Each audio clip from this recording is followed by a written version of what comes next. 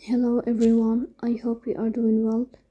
Today we will talk about how to fix or how to solve the problem of Meitu app. You will click on settings. Here you will click on apps, default apps, app settings. In this list you will search about the application of Meitu.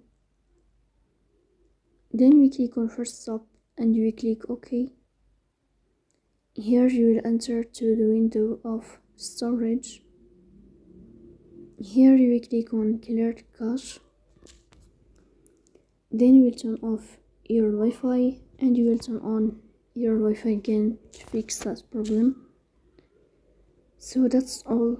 Don't forget to support us by like and subscribe. See you next time in another video, and thank you for your watching and your attention. Bye.